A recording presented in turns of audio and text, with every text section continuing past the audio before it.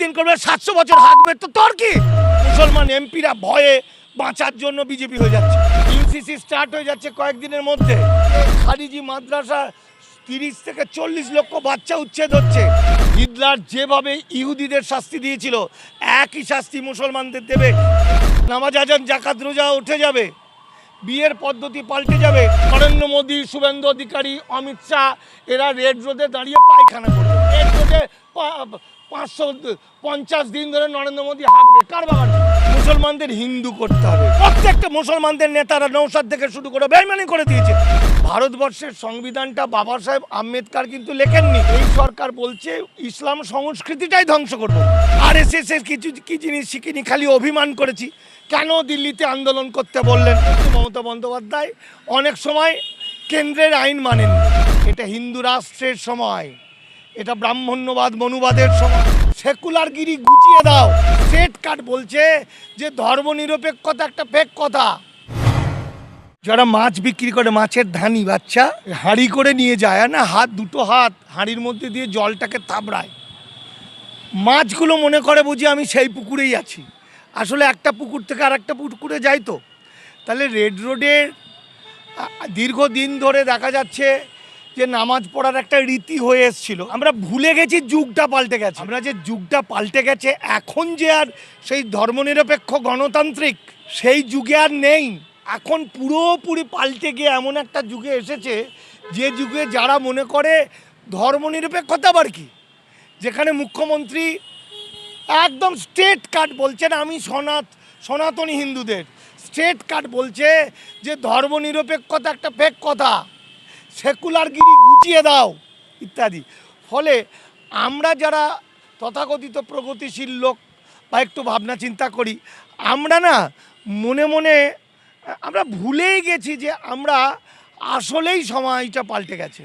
এখন এমন একটা সময়ের মধ্যে আছে যে সময়টা এটা হিন্দু রাষ্ট্রের সময়, এটা ব্রাহ্মণ্যবাদ মনুবাদের সময়, এবং ব্রাহ্মণ্যবাদ মনুবাদ তার পছন্দ মতো একজন মুখ্যমন্ত্রীকে দিয়ে সেই কাজগুলো করাচ্ছে। ফলে তো আমাদের কাছে এতদিন ধরে, যেমন ধরুন মাননীয় মুখ্যমন্ত্রী, প্রাক্তন মুখ্যমন্ত্রী মমতা বন্দ্যোপাধ্যায় অনেক সময় কেন্দ্রের আইন মানেননি। আর এখন ডবল ইঞ্জিন সরকার, সেখানে কেন্দ্রই চালাচ্ছে, মূল চালাচ্ছে নরেন্দ্র মোদী অমিত শাহ, এখানে শুভেন্দু অধিকারীকে দিয়ে। তাদের নীতিগত সিদ্ধান্ত কি?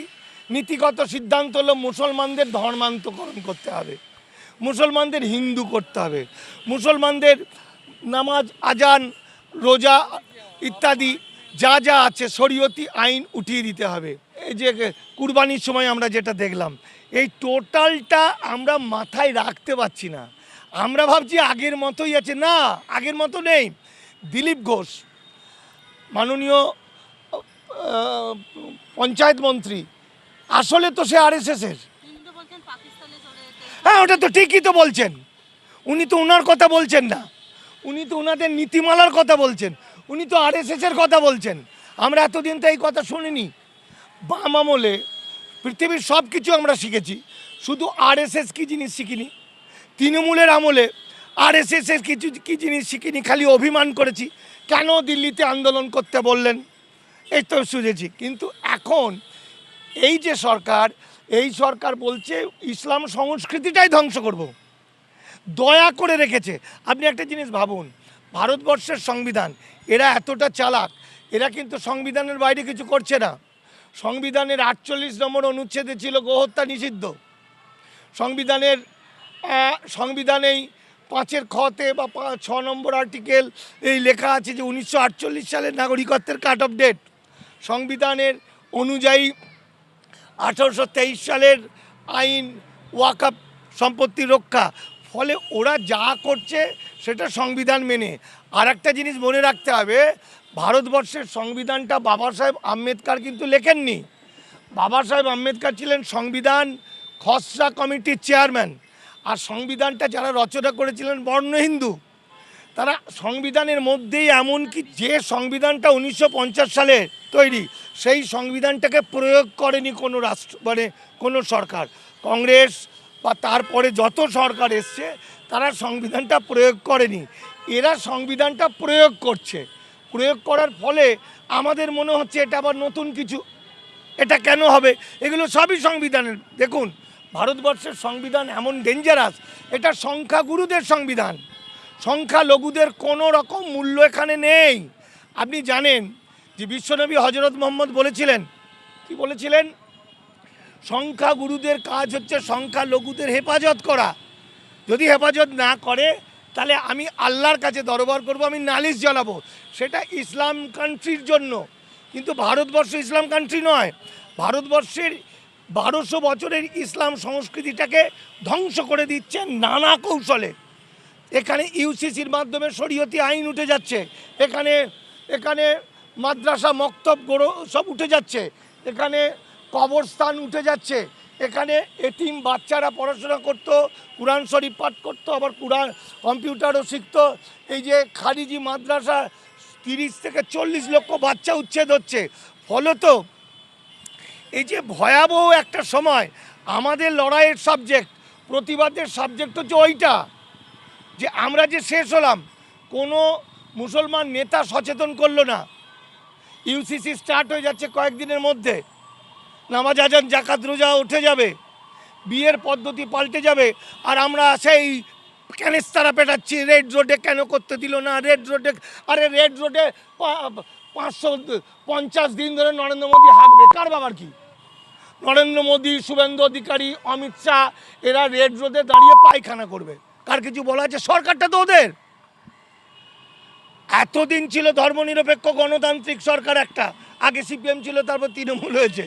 আর এখানে সরকারের সরাসরি বলছে যে সেকুলারিজম ধ্বংস করতে হবে, সরাসরি বলছে ধর্মনিরপেক্ষতা গণতন্ত্র ভেক কথা, যেটা গুরুজি গোলওয়ালকার লিখেছেন উই আর আওয়ার নেশন ডিভাইনে, যেটা আরএসএসের মূল যে এজেন্ডা।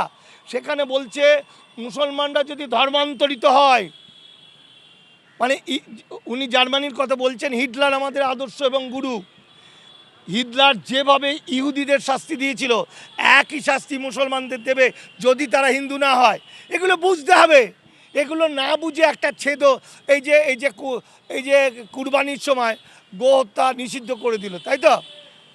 তো মুসলমানরা গরু কাটলো না, কার কি এসে গেল? সেরকম ওখানে নামাজ পড়তে দেবে না, দেবে না। তা কি হতে পারে?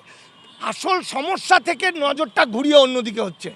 এই যে একটু বলা যাবে যে মুসলমানদের 15 মিনিট 20 মিনিট দেওয়া হলো না, অথচ নরেন্দ্র মোদীর 7 দিন, আরে হ্যাঁ, ওরা যা খুশি তাই করবে। বাস্তবটা বুঝতে হবে। অভিমান করলে অভিমানের সময় চলে গেছে, দুঃখ, অভিমান, মান, মমতা ব্যানার্জি ওই করেছে, ওই সেই করেছে, ওসব যুগ চলে গেছে। এখন হিন্দুত্ববাদী যুগ। এখন নরেন্দ্র মোদী, অমিত শাহ যা বলবে, শুভেন্দু অধিকারী যা বলবে তাই শুনবি না, বাড়িতে এনআইএ পাঠিয়ে দেবে। শুনবে না, পচার ডিম ফেলে দেবে। শুনবে না, মেরে পিঠ ফাটিয়ে দেবে।